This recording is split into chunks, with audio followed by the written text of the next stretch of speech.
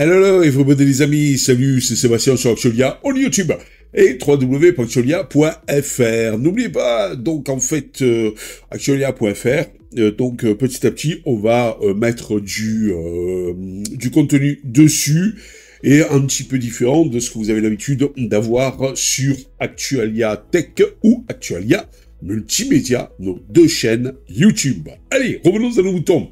Aujourd'hui, nous allons parler de la fragmentation de l'écosystème de Linux. Beaucoup de gens sur Linux disent que, et c'est assez problématique justement, que sur Linux, eh bien, la diversité, la fragmentation de l'écosystème, la multitude de distributions dans tous les sens, eh bien, sont à la fois une force et une faiblesse. Une force parce que, eh bien, tout simplement, on peut trouver plus ou moins tout un tas de distributions en fonction de nos besoins, de ce que l'on veut, de ce que l'on veut faire avec Linux, et une faiblesse, parce que c'est le gros bordel, et pour un débutant qui accède à Linux, c'est un petit peu déroutant. Et en plus, tout ça, donc, ça rime. Alors, la fragmentation de l'écosystème Linux. La question qu'on se pose en ce jour, est-ce un frein à son adoption face à Windows sur les ordinateurs de bureau? Et oui, depuis ses débuts, dans les années à peu près 1990, Linux en fait a évolué pour devenir un acteur incontournable dans le monde des serveurs, des supercalculateurs et des systèmes embarqués.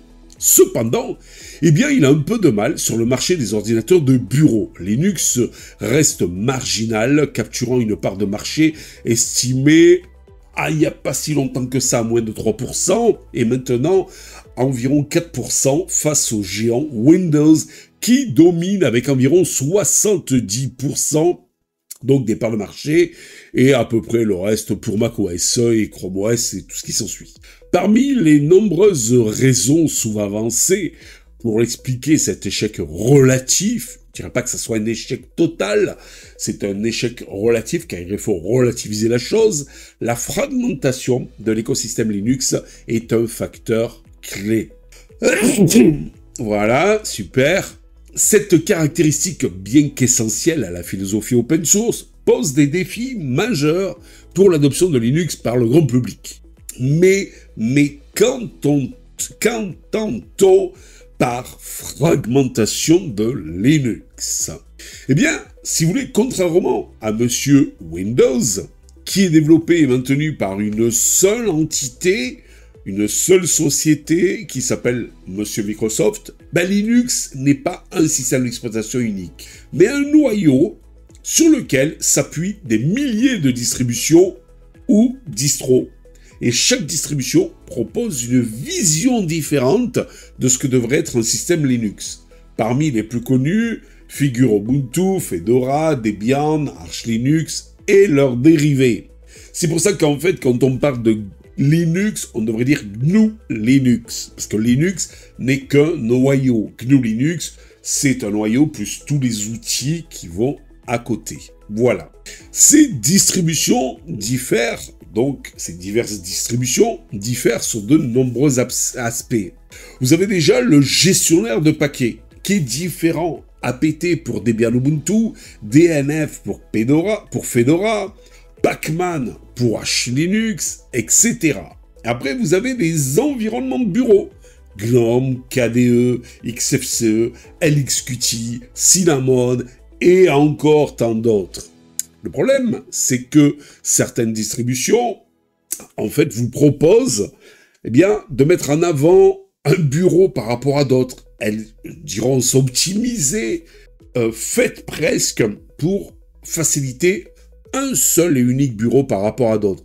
Comme l'a fait pendant très longtemps Monsieur Fedora avec GNOME, qui maintenant va faciliter et optimiser 2 bureaux sur ses distributions Workstation, c'est-à-dire officielles. Donc à partir de avril 2025, vous aurez GNOME et KDE. Par exemple, Cinnamon, il faut dire ce qui est la meilleure expérience que vous pouvez voir sur Cinnamon, puisqu'elle a été fait pour ça, c'est avec Linux Mint. Donc, objectif et public ciblé.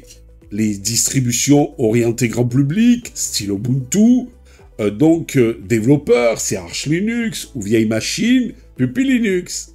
Vous avez aussi Linux Mint, qui est aussi faite pour les débutants. Voilà, vous avez tout un tas de distributions. Vous avez même des distributions spéciales hacking, de réseau et tout ce qui s'ensuit.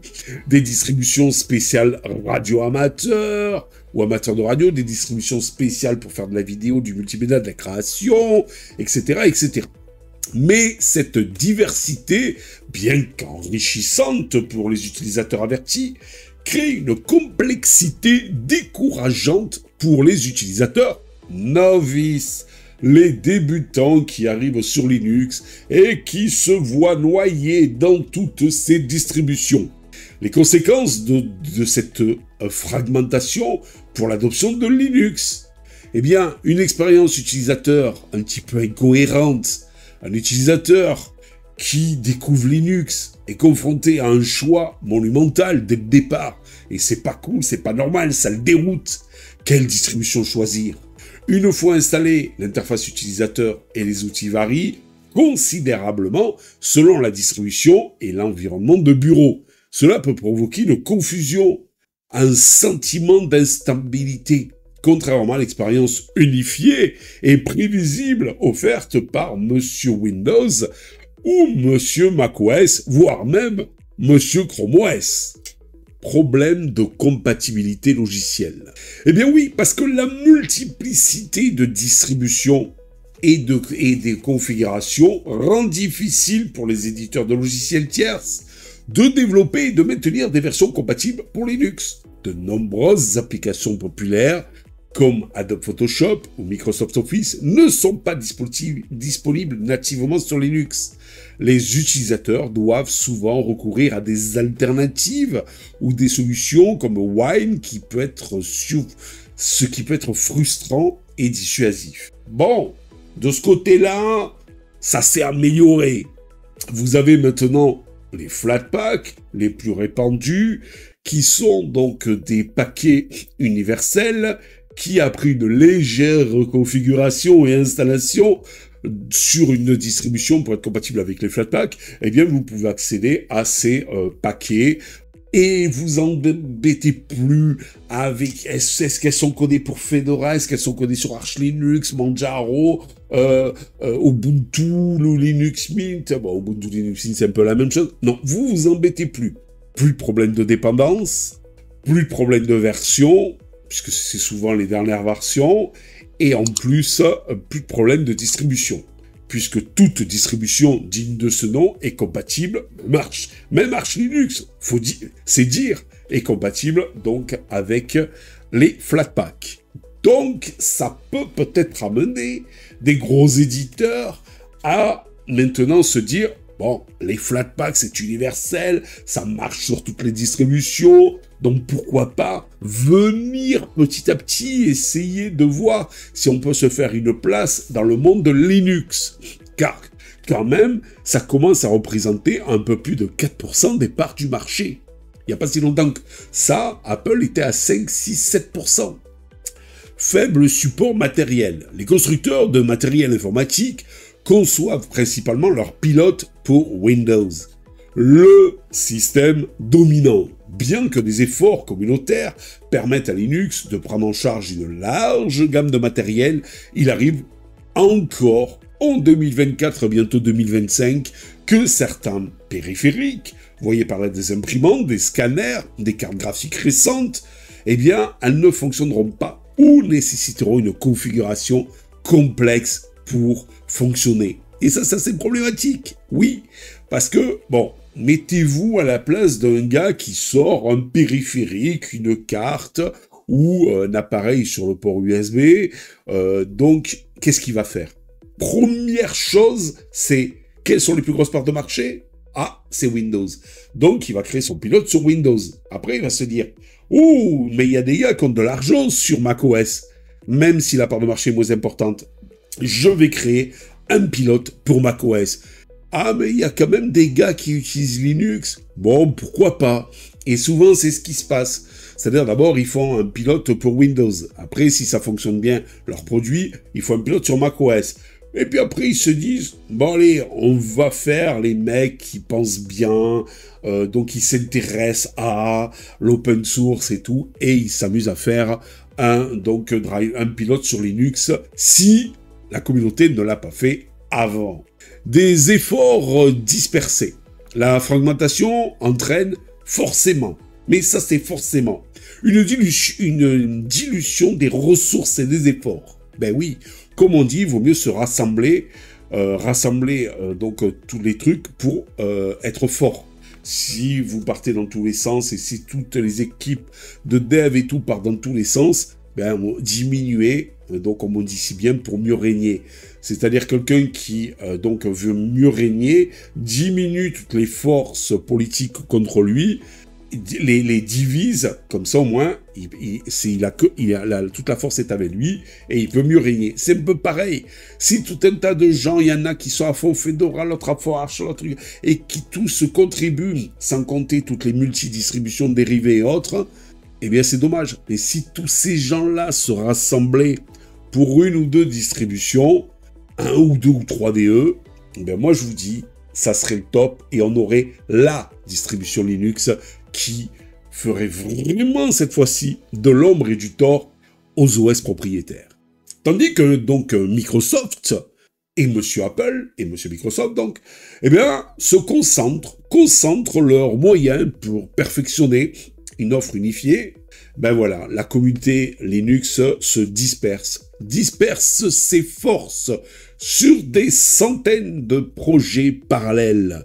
Et qu'est-ce que ça fait? Forcément, eh bien, ça ralentit les avancées dans des domaines critiques comme l'ergonomie ou le marketing. Ben oui, parce que si le financement qu'ont les diverses et variées distributions, eh bien, mettez une caisse noire ensemble pour faire du marketing sur la distribution, eh bien, donc, en fait, il pourrait contrer un petit peu Monsieur Microsoft et Monsieur Apple avec Windows et macOS. Les avantages de la diversité malgré tout dans Linux, parce que pour avoir plein de distributions, c'est une arme à double tranchant. D'un côté, il y a les inconvénients, dont je viens de vous parler à l'instant, mais il y a quand même des avantages. Ironiquement, la diversité de Linux, c'est aussi l'une des plus grandes forces. Seb, tu viens de nous dire que juste à l'instant, et tout, c'était donc une faiblesse, toute cette diversité et tout. Mais attendez, je vais vous expliquer. Elle favorise donc cette grande diversité, l'innovation, et permet à chaque utilisateur de personnaliser son système en fonction de ses besoins, par exemple, spécifiques. Un exemple, les développeurs apprécient la flexibilité d'Arch Linux, tandis que les entreprises peuvent préférer la stabilité de Red Hat Enterprise Linux ou de Debian, par exemple. Cependant, cette liberté se heurte aux attentes du grand public. Le grand public, qu'est-ce qu'il veut, lui? Il privilégie des solutions prêtes à l'emploi et sans courbe d'apprentissage importante. Du clé en main, simple, facile d'utilisation, avec très peu de commandes dans le terminal. Tout en GUI, vous voyez par là, interface graphique. Alors certains vont me dire, oui, mais Linux, c'est aussi le terminal. Je suis bien d'accord avec eux, mais sachant que pour vous, vous êtes passionné, vous êtes intéressé un maximum. Mais combien de monsieur et madame tout le monde, utilisant macOS ou Windows, donc se sont vraiment intéressés au système, se sont vraiment intéressés à savoir comment il marche. Pour eux, c'est souvent un outil, un simple outil, pour faire de la retouche auto, du montage vidéo, surfer sur Internet, aller sur les réseaux sociaux, faire un CV, leur courrier, leur bureautique. Alors, le reste, ils s'en foutent. Ils s'en foutent royal. C'est un peu comme moi avec ma voiture. Moi, j'ai une voiture comme beaucoup de gens. Et le matin, j'arrive, boum, quand j'appuie sur le bouton, ça fonctionne. Je veux pas être le gros mécano qui, là, je vais régler avant mon carburateur. Bon, maintenant, ça n'existe plus, c'est des injections directes. Mais où je vais régler ci, là, peut-être là, aujourd'hui, parce qu'il fait un peu plus frais. Ou là, il fait un peu plus chaud, je vais régler ça et tout. Et donc, faire tout un tas de réglages avant de démarrer le moteur. Non. Moi, le matin, quand j'en ai besoin, boum, il faut que j'appuie sur le bouton et que ça fonctionne. Je parle de ma voiture, bien entendu. Et tout ce qui est mécanique, eh bien, je laisse ça à un mécano compétent. Voilà. Eh bien, c'est un peu pareil. Mettez-vous à la place de monsieur et madame tout le monde. Pas moi dans le domaine de l'informatique parce que j'aime bien bidouiller et tout. Mais monsieur et madame tout le monde, bah, eux, ils appuient sur le bouton du PC. Boum. Ils tombent sur le bureau. Allez, ils cliquent en bas sur le petit icône qui a marqué traitement de texte. Par exemple, LibreOffice ou OnlyOffice, et ils font leur courrier. Ah, ils ont besoin de scanner une photo, ils scannent la photo. Ils ont besoin de faire une impression, ils font une impression, mais pas des réglages des sites là. Non, il faut que ça soit tout en main. Il faut que ça soit clé en main. Comparaison donc avec Windows, le monopole de la simplicité. Et oui, Windows, malgré ses défauts, il en a beaucoup même, s'impose par sa simplicité et son omniprésence. Les utilisateurs achètent un ordinateur avec Windows préinstallé. Ça, c'est un peu problématique. Garantissant une compatibilité logicielle et matérielle immédiate. L'interface utilisateur de Windows, bien qu'évoluant au fil des versions, reste suffisamment familière pour que même les utilisateurs de longue date ne se sentent pas perdus. N'allez pas demander à un gars, monsieur, madame, tout le monde, qui, depuis sa tendre enfance, a été biberonné avec monsieur Windows, de maintenant de lui dire « Attends, maintenant, il faut que tu graves une ISO. Il faut que tu l'installes, tu butes dessus, tu l'installes. » Bon, à la limite, si c'est pas faire, il demande à un pro. Le mec lui fait. Mais alors, l'autre, qu'est-ce qu'il va faire? Ah ben tiens, je veux le pack office. Ah, non, non, non, non. Linux, c'est pas ça. Linux, c'est pas Windows. Hop, hop, hop, enlève-moi ça, remets-moi Windows. Voilà, moi je connais beaucoup de personnes qui ont leurs habitudes et ils veulent pas changer à cause de ça. Ils ont leurs habitudes chez Monsieur Microsoft avec Windows et ils ne vous veulent pas du tout changer. Même pas aller chez macOS, les gars. Ils sont bêtés des fois et tout, mais ils veulent pas aller. Voilà. Microsoft a également su nouer des partenariats aussi stratégiques avec les constructeurs, éditeurs de logiciels, s'assurant que son système soit au cœur de l'écosystème technologique. Et oui, qui dit innovation, qui dit dernière génération, par exemple de Wi-Fi ou Bluetooth ou autre, ben vous verrez la première chose, c'est ce sera optimisé pour Windows. Après sur Mac, généralement. Les initiatives donc pour contrer la fragmentation et la contrôler. Bien, certains acteurs du monde Linux tentent de réduire les effets néfastes de cette fameuse fragmentation. Ubuntu, Monsieur Ubuntu s'est positionné comme une distribution grand public, avec un focus sur l'accessibilité, quoique Linux Mint est encore plus positionné sur le côté grand public avec l'accessibilité et la simplicité. SteamOS, développé par Valve, cible, lui, les joueurs pour démocratiser Linux dans le domaine du gaming. Oui, qui de plus en plus n'est plus réservé à Monsieur Windows, car maintenant, sur Linux, on peut faire du gaming, et même sur macOS, on commence à pouvoir en faire. C'est dire. Des standards comme le Flatpak et le Snap visent à simplifier l'installation de la compatibilité des logiciels entre distributions Linux. Ce que je vous ai dit tout à l'heure, ces fameux paquets universels qui n'ont pas besoin d'avoir une identité par rapport à une distribution, ils fonctionneront quelle que soit la distribution. Il faut juste avant, eh bien donc, installer la reconnaissance des Flatpak et des Snap. C'est tout. Voilà, c'est 2 lignes. Et après, eh bien, donc, en fait, vous pouvez, dans un store spécifique qui s'appelle le FlatHub, ou généralement dans logiciel ou Discover de KDE et GNOME, et même dans la Logitech de monsieur Linux Mint Cinnamon, vous pouvez aller chercher vos Flatpak sans problème et tout, et les installer.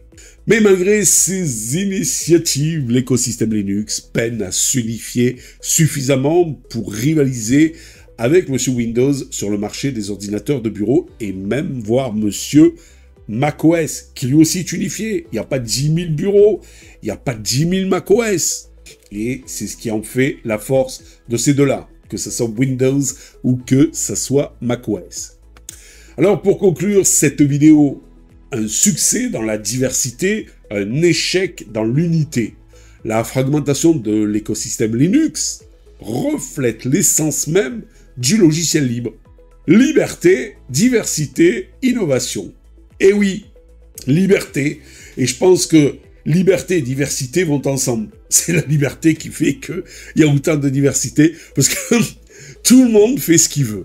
Cependant, sur le marché des ordinateurs de bureau, cette philosophie entre en conflit, en plus ça rime, avec les attentes du grand public, habitué à des solutions uniformes et intégrées. Et oui, parce que même les DE, les différents DE que vous avez, ben, ça déroute un petit peu l'utilisateur.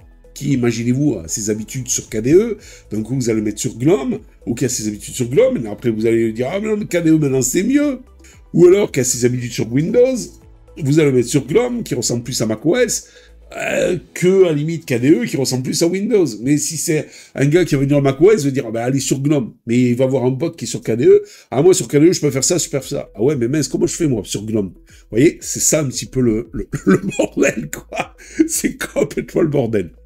Pour espérer donc conquérir une part de marché plus importante, significative, plus inquiétante pour Monsieur Windows et face à Monsieur Windows, Linux devra peut-être sacrifier une partie de sa diversité au profit d'une standardisation un peu plus importante, voire accrue. Mais ce compromis ne risque-t-il pas de trahir les valeurs fondatrices du projet? Le débat reste ouvert et l'avenir de Linux sur les ordinateurs de bureau incertain.